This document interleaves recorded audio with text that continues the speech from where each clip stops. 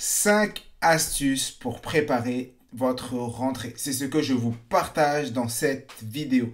J'en ai marre d'entendre des personnes me dire c'est bon, on est en septembre, je vais prendre des nouvelles résolutions, je vais m'inscrire à la salle de sport, je vais reprendre des cours, je vais faire ci, je vais faire ça. Je vais vous partager quelque chose. Les seules personnes qui sont heureuses des résolutions, c'est qui? C'est les responsables de salle de sport, tout simplement parce que les gens y vont pendant un mois, pendant quelques semaines et après toute l'année ils payent mais ils ne viennent pas. Et donc aujourd'hui, je vais vous partager comment vous allez pouvoir mettre en place des nouvelles habitudes et surtout 5 astuces pour bien préparer votre rentrée.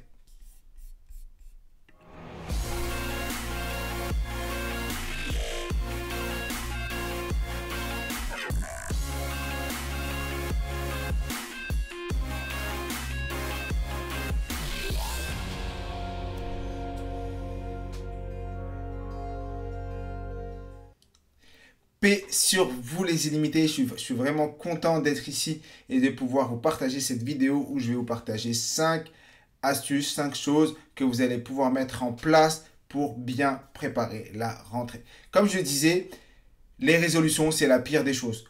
Arriver en septembre et se dire je vais prendre des nouvelles résolutions ou en janvier et faire la même chose, prendre des résolutions et ne pas les respecter parce que tout simplement 98% des gens qui prennent des résolutions à ce type de période ne respectent pas leur engagement. Et nous, ce qu'on va faire, c'est que pour la rentrée, on va se définir des objectifs. Et on va se définir des objectifs sur 3 mois.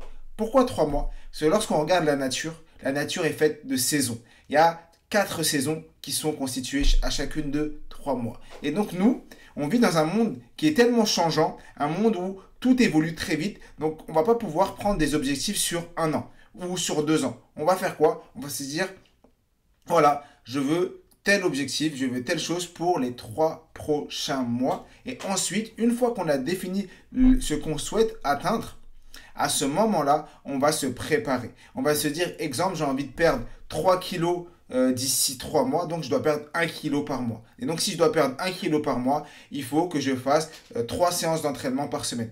Ou exemple, j'aimerais lire 12 livres d'ici pendant les 3 mois à venir. Donc si je veux lire 12 livres, il va falloir que je lise 4 livres par mois et donc 1 livre par semaine. Voilà, on va faire ce type de réflexion et donc au lieu de se prendre une résolution en se disant oui à partir d'aujourd'hui je fais du sport et après on va à la salle de sport pendant 1 semaine, 2 semaines et après on est fatigué, on n'y va plus, ou la même chose on fait des restrictions alimentaires et pendant un mois on mange quasiment plus de sucre, rien du tout et d'un coup notre corps en a marre et après on recommence à manger. Là on va faire quoi? Comme on a planifié, on s'est organisé, on sait où on va, on sait ce qu'on veut atteindre dans les 3 mois à venir et qu'on a divisé ça par des objectifs mensuels et après des objectifs hebdomadaires, eh bien, en faisant ça, vous allez pouvoir atteindre plus facilement votre objectif et c'est plus une résolution, mais c'est un objectif qu'on veut atteindre. Ça, c'est la première chose. La deuxième astuce que vous pouvez mettre en place dans votre vie de tous les jours, c'est définir des jours pour mettre des jours de travail, des jours où vous allez mettre en place vos actions. Tout simplement, comme le dit Sun Tzu, la guerre se gagne dans les plans. C'est-à-dire que si vous voulez atteindre un objectif, il va falloir avoir des plans, il va falloir vous planifier, il va falloir vous organiser, il va falloir mettre en place des choses, des habitudes qui vont pouvoir vous permettre d'atteindre ce que vous voulez atteindre. Il y a une vidéo que j'ai faite il y a quelques semaines, vous pouvez la retrouver sur la chaîne YouTube où je parle des 6 choses à mettre en place pour ancrer une habitude dans votre vie de tous les jours.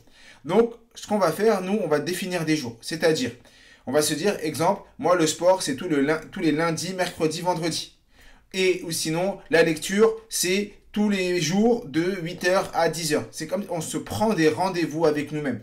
On se prend des rendez-vous dans la semaine, on se prend des rendez-vous dans le mois où on va mettre en place les actions qu'on aura définies dans l'étape d'avant pour atteindre notre objectif. Ça, c'est très très très puissant si vous le mettez réellement en place. La troisième chose, c'est quoi? C'est que vous allez trouver un groupe d'entraide.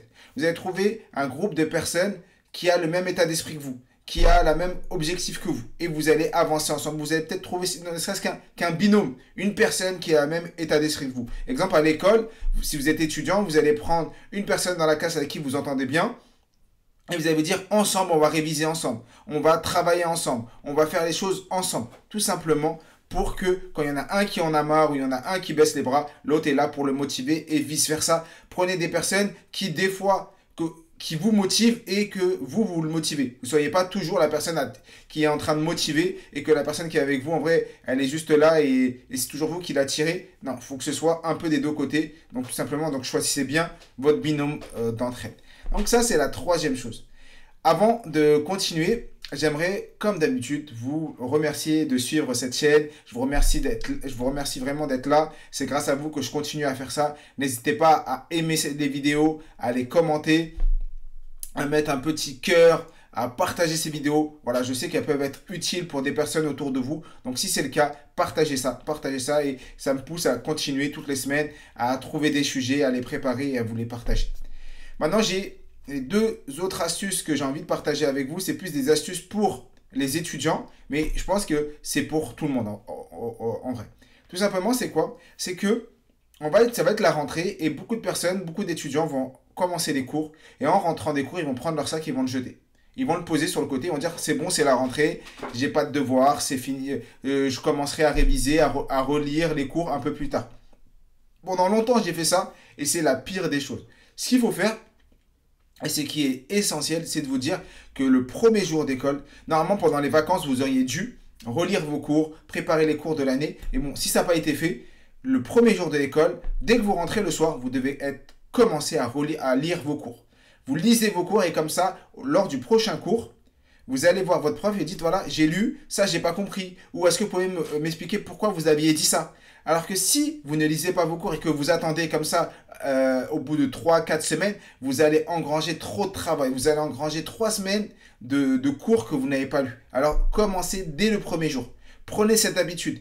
Dès le jour de la rentrée, le soir même, vous commencez à lire vos cours et vous vous dites, je ne vais pas lire pendant 2 heures, je vais juste me prendre 2 fois 25 minutes dans lesquels je vais lire tous les cours de la journée. Vous faites ça comme ça et vous pouvez faire des mind mapping de vos cours. Vous pouvez faire d'autres choses comme que vous trouverez dans ma chaîne YouTube où j'explique des méthodes de prise de notes. Vous pouvez faire plein de choses qui vont vous permettre de structurer vos idées et pouvoir les garder plus longtemps.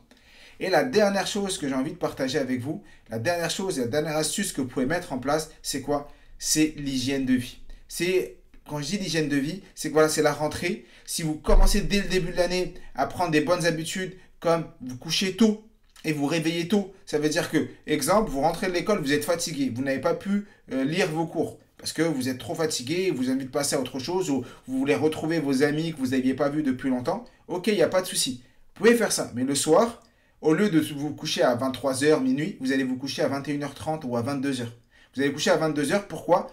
Pour vous réveiller beaucoup plus tôt, vers 5h30, 6h, et les 1 heure de 6h à 7h avant de prendre votre petit déjeuner et d'aller en cours, vous allez faire quoi? Vous allez relire vos cours. Vous allez relire les cours de la veille et vous allez même lire les cours du jour J. Et vous allez les lire rapidement, surtout avec les techniques de lecture rapide. Vous pouvez les lire très très rapidement. Et comme ça, dans votre tête, vous avez lu les cours de la veille. Donc comme ça, vous savez, vous replongez dedans. Vous lisez les cours de la journée. Comme ça, quand vous allez voir votre prof, vous allez dire, ah voilà, j'ai lu ça ce matin, j'ai pas compris, vous pouvez me dire pourquoi il y a telle ou telle chose dans le cours. Et ça vous permet de prendre l'avance. Et comme ça, le jour des examens, vous n'allez pas vous sentir submergé. Vous avez déjà passé plusieurs semaines à lire et à comprendre ce que vous avez vu en cours, tout simplement.